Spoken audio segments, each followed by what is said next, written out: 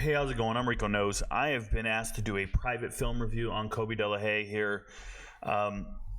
So we'll do the private film review, and then I will post it on YouTube on an unlisted posting. So the first thing I want to say is profile picture's good. When I went ahead and checked Twitter, I saw that there's a pin video, which is the latest huddle film. That's good. All the information here is fine. One thing I want to make very clear is when you're putting out the height, 5'9", 160, things of this nature, that's going to really hinder certain schools from being interested in this young man, no matter how good he looks on tape. It's just a metrics thing. Certain coaches are looking for him. So one of the things you should put in here is being a 5'9", 160-pound kid, you're not a running back. So the running back doesn't need to be put there. What needs to be put in this position is what position you intend to play at the next level. Not necessarily what you played in high school. That doesn't really matter, right? You could be a linebacker or a defensive tackle, but if you don't have the right metrics, you're not playing that at the next level. I believe this young man is a slot receiver. After looking at these metrics and these numbers, being the varsity wrestling captain is a good thing, showing versatility in your athleticism and just being a multi-sport athlete. Coaches will be interested in that. A 3.0 GPA is pretty on par with what you're looking for. It's at the very bottom of kind of, where coaches are looking. They like a 3.0 and above. They would love a 3.3, things like that. So the grades are good. Grades are fine. We'll talk about the tape here in a second. Let's go to the Huddle homepage. Huddle homepage for me, seeing all this is good. I don't like the 40-yard dash on here. You're just not a professional 40-yard runner. So you don't know how fast your 40 is. If you trained at it for months at a time or got with somebody and they taught you how to run it, you could potentially be faster. Or you could look faster on tape. On film, coaches are kind of calibrated to see speed. They will see whether or not you're pulling away from the other skill players on the tape. They will see how much ground you cover in a stride or out of your breaks and things of that nature. So you don't really need to stress your 40 time on things like this. If you have verified track times, they love to see those. 100 meters, see if you can cover it or hold it for a longer period of time. They'd love to see that. Everything else is a work in progress. It looks like the young man works out a lot, but this is stuff I wouldn't be stressing too much when you try to put it on there, okay? You don't need to have everything filled out, although it's fine. It's not the end of the world. This right here is going to limit you to the FCS right off rip. So when we talk about FBS, this is an Arizona kid. When you grow up in Arizona, you grow up on the West Coast, there are so many FBS schools that everybody thinks they're going to. They think they're going to go to the Arizona Wildcats or Arizona State, or they think they're going to go to any school in the Mountain West. And just because you're not being recruited by them doesn't mean you're not a good football player. I grew up in Southern California. I know what it's like to play in the Southern section, and you think you need to go to USC, UCLA, Fresno State, or San Diego State. It's not true. There's other schools, right? There's Northern Arizona, or there's any number of FCS schools anywhere in America, depending on what you're willing to do and where you're willing to travel. I think reaching out to position coaches on Twitter is important. What I would do if I was this young man, and this is before going over the tape, and if I was advising this young man on how to find the right school, is I would identify wide receivers coaches all across America. Wide receivers coach, I would start a spreadsheet and go to FCS schools in different conferences, and I would have the entire conference and every wide receivers coach and every offensive coordinator and every defensive backs coach, because you might play the other side of the ball as well, right? So those three. And I would make this chart, and it would be the school name, or actually the conference, and then all the schools in that conference, who the wide receivers coach is, who the quarterbacks coach is, who the offensive coordinators coach is, who the defensive backs coach is, who the recruiting coordinator is. And then I would go find those profiles on Twitter. And I would start following all of them. All of them. And just take your time, follow all of them. And then every single day, you need to just wait. Don't spam them saying, this is me, this is me. Those coaches will post a message on Twitter, and it will say, hey, if you're a class of 2025, drop your tape. And that's when you drop the tape. And you got to have a template, and you got to have an introduction of some sort, and you got to do that. Now, I'm doing this privately. I'm just going to tell you that typically this is the type of tape I would put out there for the world to see. I would do this publicly. I think he's a very good player. I'll show you the tape and what I saw as far as what we need to do to change it up a little bit. Obviously, the tape's made. I know it takes a while to get the tape made on on Huddle, I can't have an ad play or I'll get copyright violation. But let's see what I can do here. I won't put any commercials in this tape, but we got to wait for this ad to end here in the next 20 seconds, and then we can watch it and we'll talk about it. And I'll describe every play and what I see. So apologize. Have to kill another 10 seconds, then I'm with you. Give me a break. Another thing I can't do is give you the full screen simply because of the way I have my bank account set up. No, the way I have my my desktop set up for film reviews. I don't use my entire monitor, so I can't hit full screen here. You won't be able to see the full play because I'm using only 29 inches of my 34-inch monitor. Sorry for all that. Doesn't matter. We got a 3-minute video here. Here we have the young man showing his speed on kickoff return. That's fine. I will say that right here, he looks like he's in cruise control. Okay? He looks like he's not running that hard. Now we're opened up. And what I'll notice, whenever we see something like that and we see somebody open up for the stride, what we're really looking for on tape, I'll be honest, I'm looking to see, is anybody gaining on him? Is anybody trying to catch him? And you'll see there's this young man here who's really fast. He was the first one down. And you'll see if he closes. They look like he was gaining. But once you hit your stride, is anybody going to cover this thing? And what I try to look for when I'm watching tape is I look for Saturday players. I'm looking to see, is he outrunning a bunch of scrubs? Is he outrunning a bunch of insurance agents, or is he outrunning Saturday players? Now, I don't know if they're Saturday players, but this young man looked like he was okay, and we look like we got some speed here, and he's not getting caught. So this is good. That's fine. Needs to move the ball to the outside arm. It's not the end of the world, just fundamentals. It's all good. Here we have a slot receiver. We're in the slot. Kind of jogging off the line, and I want to make that clear. Your first 3 steps off the line, out of the slot, remember, you're off the ball. When you're a slot receiver, you're not on the ball. The other receiver's on the ball. X, Y, Z, right? So X is your outside receiver, Y is your slot, and then Z is this guy down here on the bottom of the page. So this is the X, the Y, and the Z, or vice versa. This is the X, the Y, and the Z. At the end of the day, this is a Y receiver in the slot. When you're off the ball, your first 3 steps have to be so hard because you need to make up for the ground that you're giving up at the snap of the ball. You're already behind. I want you to think of racing somebody, and if you're trying to race somebody, but you give them a 3-step head start. Everybody on the field has a 3-step head start from you, so your first 3 steps have to be hard because you need to catch up and get into the play. And if you watch, they're not hard. It's kind of like a jog. And now we get on top of the DB and we run what I call an out route or a 7. Great hands catch and great reacceleration. Now that's a fast player chasing and you still outran him. It's incredible. The reacceleration's on point. I think it's a very good play. At that point, I just annotate real quick, FCS caliber player. Right then and there, this is, so I'm trying to determine when you're 5'9", 160, I'm like, okay, are you Division II, Division III, NAIA? What are you? So I see an FBS caliber athlete with an FCS metrics. And I don't want anybody to take offense to that. FBS, obviously the top 134 teams in America, Division I football. FCS, 128 teams, Division I football as well. So it's still Division I football. It's just, where are you going to go? An HBCU, one of the schools in Texas, where are you going to go? And for me, this is a young man, once again, we're 3 yards off the ball. We need to go. Really slow out of the break. Sometimes that could be offensive scheme driven. In high school, you might be too fast for the guy that's on the ball here. So you have to let him clear out before you run your out, right? So when you're a receiver in the slot, you have to let the guy in front of you clear out the DB and sometimes get in the way here, right? We're throwing out there, we're throwing picks and screens and rub routes and things like this. So it looks like he's hesitating off the ball to get this out. Kind of jogging. I don't like it. It just looks like a jog and not a real route. Great catch, keeping your body control in bounds. I think there's ball skills there. What needs to be done here is really refining your intent on every play. And typically when you're in high school, you're just better than the players on the field. So you're kind of just trotting around, like, give me the rock, and then you go to town and you go to business, right? It's kind of like basketball. When you see guys moving around, you want to know how they play without the ball.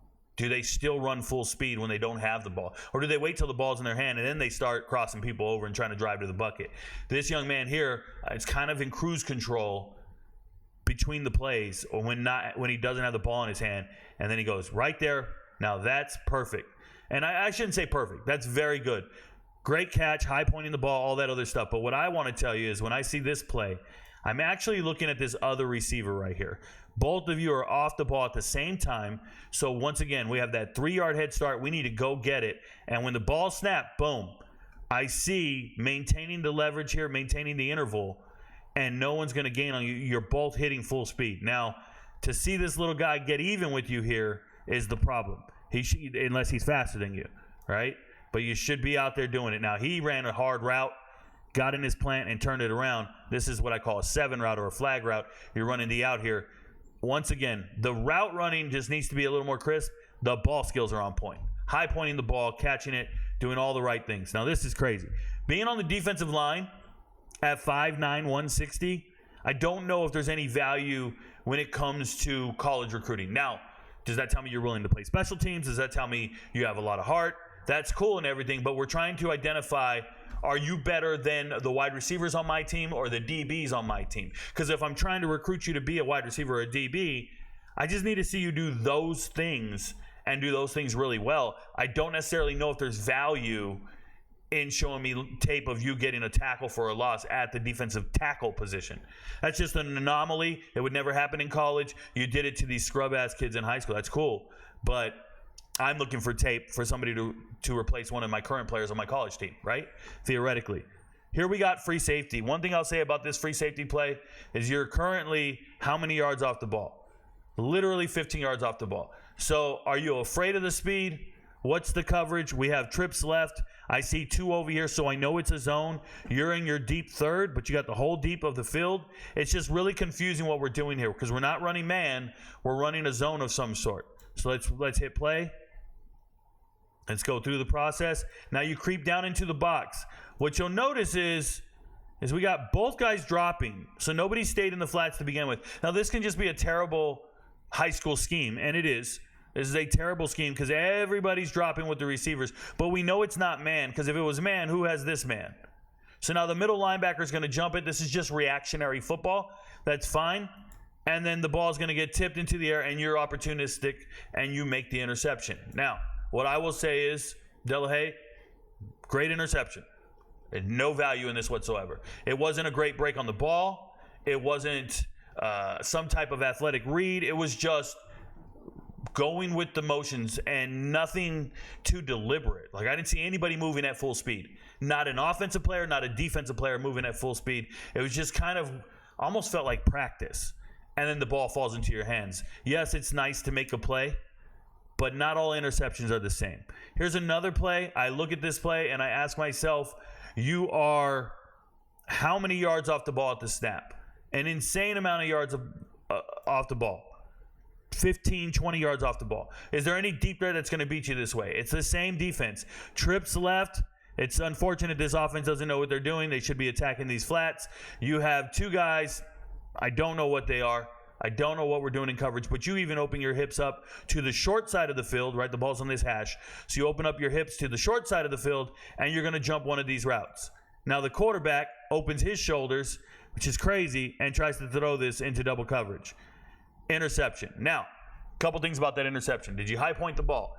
Potentially, but I see it catching the breadbasket or down here waiting for it at the lowest point. That's number 1. Number 2, what makes an interception? Sometimes what will make an interception is the athleticism or the athletic play of the defender.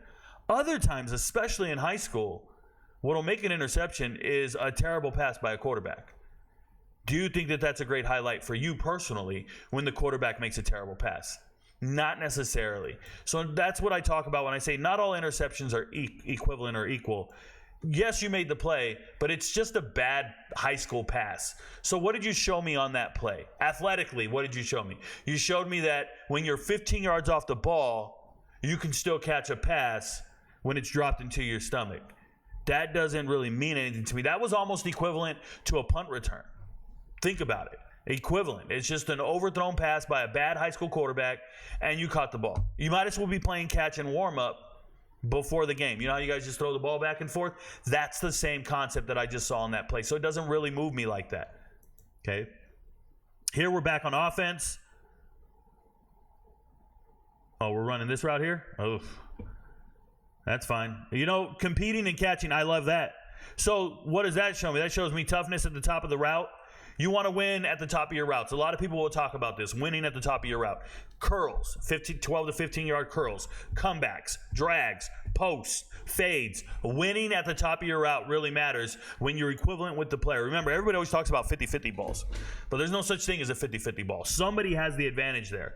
And when you're 5'9", 160, you don't have the advantage. So to see you run this route, I'll say this. Initially, the route reminds me of a lot of the other routes on the tape. Very sloppy, very lazy, and nothing too crisp. I don't see planning of a route of any sort. So you're just kind of jogging, and then you turn around to see, and this is the jogging part, and then you see what? Whoa, my guy's still there. Now we really re-accelerate, put our hand out, quarterback's extending the play, and now we go make a play. And once again, the only athletic part of this play that I'm impressed with, that I think is Saturday, is the catch at the top of the route. It's obviously a conversion. The crowd's excited. It was 2nd and 13, 14. I get it. But what you have to understand is I want to see a route if I think you're going to play on Saturday. This looks like we're at the park. We're improvising. It's not a choice route. It's a scramble drill. And scrambling is cool in wrestling. Scrambling is cool in wrestling. Hey, we got on top and we got our takedown. That's not the same when you're out here on the football field. Yes, you see it in the NFL a lot. You'll see guys extend plays and do things. What we're really looking for is what route did you run at the snap? And did you win that route? I didn't see you win a route, but I did see you win a catch at the top of the route, which is great. Win your routes. Let's see what you're running here. Decent acceleration, going to block. I like that. And the reason I like it, there you go, re-accelerating again. I really like that play. And I'm going to tell you, that's a great play. You don't have the ball. You went to go make a block.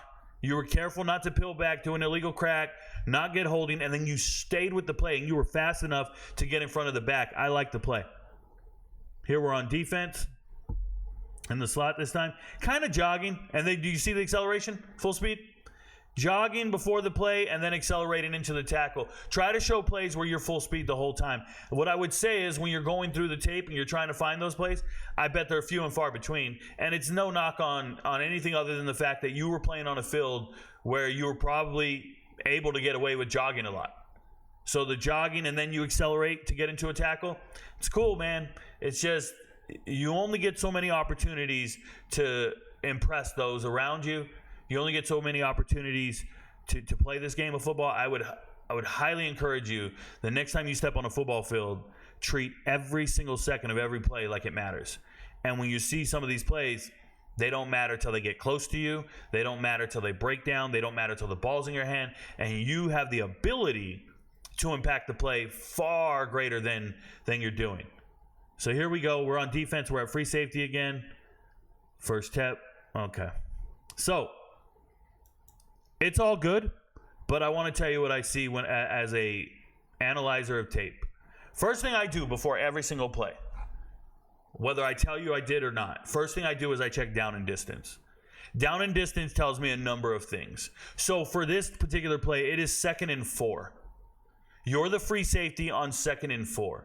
Most teams on 2nd and 4 will run the ball because it gives them a manageable 3rd down. Now, this is high school. Maybe you didn't study the tendencies of the offense, but you have trips right, and you're at safety, and it's 2nd and 4.